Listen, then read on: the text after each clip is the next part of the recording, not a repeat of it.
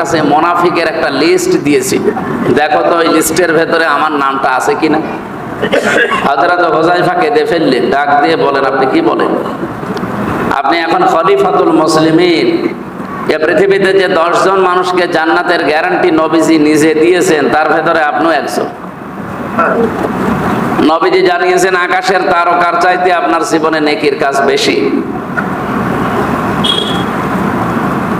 বিশ্বনবী একথাও জানিয়েছেন, আনা খাতামুন নাবিয়্যিন লা নাবিয়্যা বাদি লাকানা ওমর, পৃথিবীতে আর নবী আসবে না, আমি শেষ। যদি আল্লাহ নবী কাউকে পাঠায় তো ওমর আল্লাহর নবী হয়ে যাবে।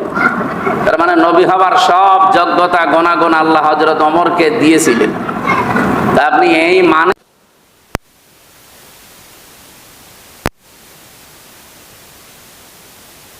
মুনাফিকের লিস্টের ভেতরে আপনার নাম আছে, একটা কথা হলো।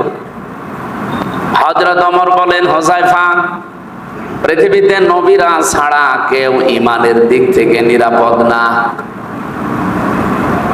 আমি তো আর নবী না, আমার ইমানও নিরাপদ না। যে কোনো সময় আমরা মরণের আগে শয়তানের ধোঁকায় বেঈমান হয়ে যেতে পারি। অনেক সাহাবী দাবি করার পরেও তারা মরণের আগে শয়তানের ধোঁকায় বেঈমান হয়ে গিয়েছে, না যায়নি? আর আমরা তো আরো নিচের মানুষ। এই মানের মানুষ যদি চিন্তা ভাবনা করে, আপনি কি কি চিন্তা করেন? আপনি শয়তান যার কাছে আসতে ভয় পেত, এত ভয় পেত যে 40 দিন আসতো না। জীবনে এত নেকির কাছে আঞ্জাম দিয়েছিল, ভালো ভালো কাজে। আকাশের তারকা হয়তো কেউ গণনা করে শেষ করে ফেলতে পারে। হযরত ওমর 26 বছর বয়সে মুসলমান হয়েছিলেন, কয়েক বছর দুনিয়ায় বেঁচে ছিলেন। এই অল্প সময়ে তিনি এত বেশি কাজের আঞ্জাম দিয়েছিলেন, ভালো ভালো কাজের। ভালো কাজ মানে আমরা অনেকে ভালো কাজ বলতে শুধু নামাজ পড়া, রোজা রাখা, জিকির করা, দাড়ি রাখা, এটা ভালো কাজ মনে করি। কিন্তু হযরত ওমররা ভালো কাজ মনে করতেন মানবতার কল্যাণে আমার জীবন কতটুকু ব্যয় হয়। এমনকি রাষ্ট্রপ্রধান হওয়ার পরেও রাতের বেলা তিনি কমপক্ষে 3টা ভালো কাজ না করে ঘুমাতেন না রাতে। আর দিনেরটা তো বাদই দিলাম। যে রাতে একেবারেই কোনো কাজ করেননি, সেই রাতের একটা কাজ ওনার পড়া জীবনী পড়বেন। লাকাদ কানা ফি কসাসিহিম ইবরাতুল লিউলিল আলবাব বা আবসার, তোমরা যারা জ্ঞানী চক্ষুষ্মান তাদের জন্য আমার নবীর সাহাবীদের ভেতরে, তাদের জীবন আদর্শের ভেতরে অনেক শিক্ষা আছে। আমি এই ঘটনা পড়ার পর একটা শিক্ষা পেয়েছি। বাংলাদেশে এখন 1628 জন মানুষ মেন দায়িত্বে আছে, আর আশেপাশে সব মিলে প্রায় 32,000 মানুষের উপরে হবে। সারা বাংলাদেশে সব মিলে ছোটখাটো বিষয় থেকে একেবারে আন্তর্জাতিক পর্যন্ত প্রায় 32,000-এর উপরে মানুষ দায়িত্ব পালন করছে। 18 কোটি মানুষের, কত? 18 কোটি মানুষ আমরা, 32,000-এর উপরে শুধু দায়িত্বশীল আছে। একেবারে এই ইউনিয়ন পরিষদের যিনি দারোয়ান আছে এখান থেকে শুরু করে যারা দায়িত্বে, এই মানুষগুলোর জীবন আমি মাঝে মাঝে মিলিয়ে দেখেছি। হযরত ওমর সারা জীবন যা করেছিলেন সব বাদ, শুধু এক রাতের একটা কাজ যদি আমরা কেউ করতে পারতাম জীবনে। মানে রাতে সফর করছিলেন, হঠাৎ দেখলেন একটা বাড়ি থেকে একটা লোক বের হয় আবার প্রবেশ করে। উনি যে হাত চেপে ধরলেন, লোকটাকে জিজ্ঞাসা করলেন, বারবার বাড়িতে প্রবেশ করো আবার বের হও, কে তুমি? লোকটা বলে, পথিক, আমি এই বাড়ির মালিক, আপনি কে? উনি বললেন, ঠিক আছে, পরিচয় তো এখন দেওয়া যাচ্ছে না।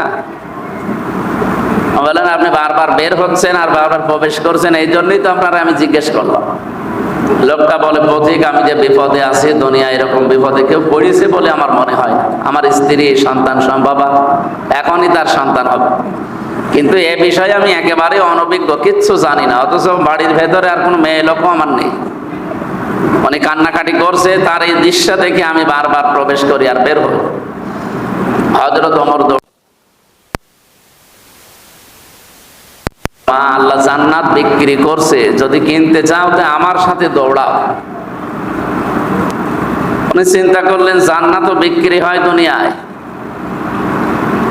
স্ত্রী যদি সত্যি জান্নাত নিতে চাও তো কিছু তেল নাও, কিছু কাপড় চোপড় নাও, খাবার দাবার নাও।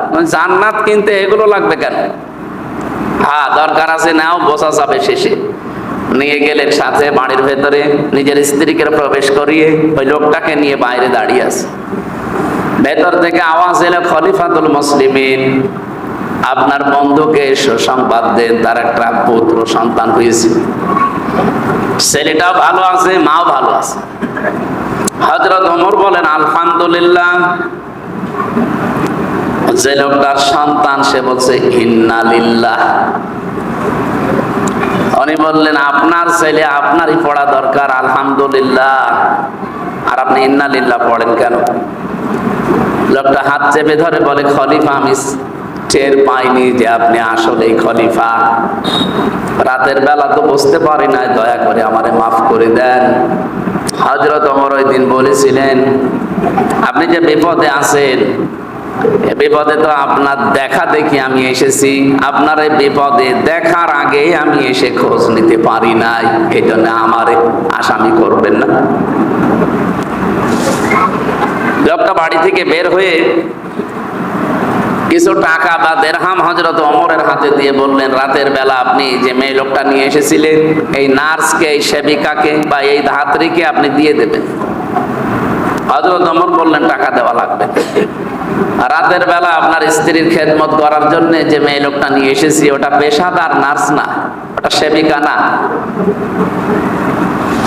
ওটা কোনো ধাত্রীও না, ওটা আমার নিজের স্ত্রী। ও টাকা নেবে না, আপনার টাকা আপনি রেখে দেন। বাংলাদেশে কোনো মেম্বার, চেয়ারম্যান, উপজেলা চেয়ারম্যান, মেয়র, এমপি, মন্ত্রী তো বাদই দিলাম, এরকম পর্যায়েও কেউ এই চরিত্র আজও দেখাতে পেরেছে? এই মানের মানুষ ছিলেন হযরত ওমর। তিনি ভালো কাজ বলতে এইটা বুঝতেন যে নিজের স্ত্রী প্রেসিডেন্ট, তিনি নিজের স্ত্রীকে দিয়ে একটা গরিব মানুষের স্ত্রীর ধাত্রীর কাজ পর্যন্ত করিয়েছেন, সেবিকা, নার্সের।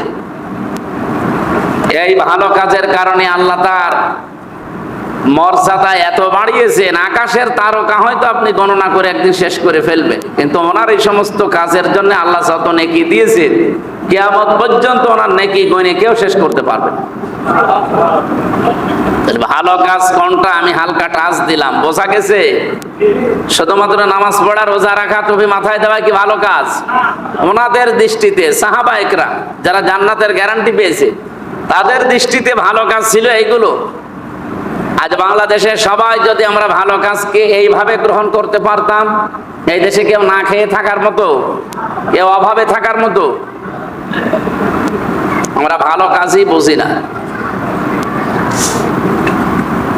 সম্মানিত মুসল্লি কিরাম, এই মানের মানুষ যদি চিন্তা করে যে আমার নাম আবার মুনাফিকের লিস্টে আছে নাকি, আমাদের কি চিন্তা ভাবনা করার কোনো দরকার নেই। এই জন্য যেহেতু আয়াতের মাঝে হোম শব্দটা আছে, আমরা এখন চিন্তায় আছি।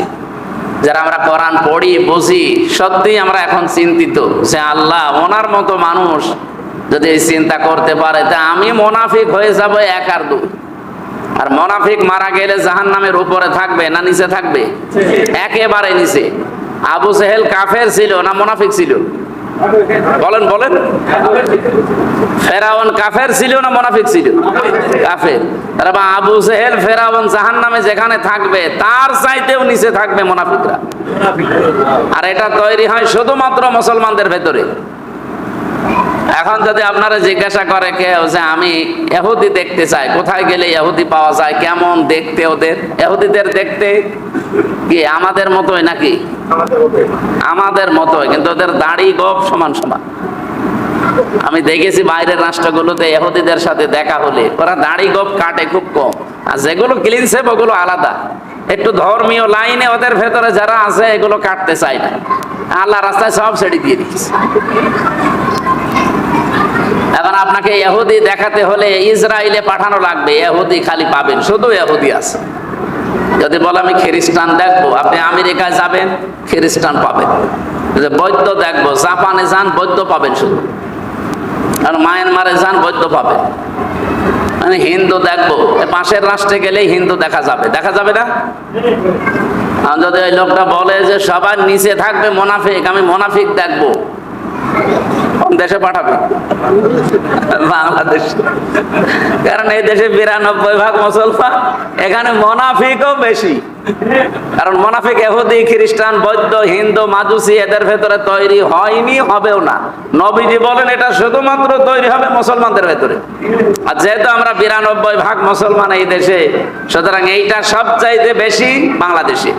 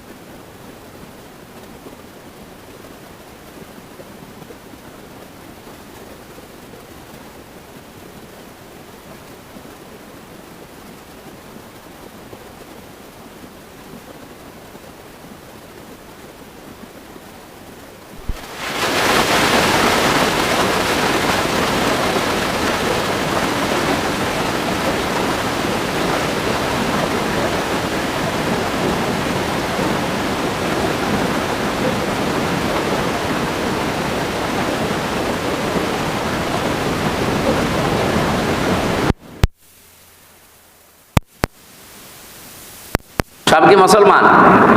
বলেন বলেন।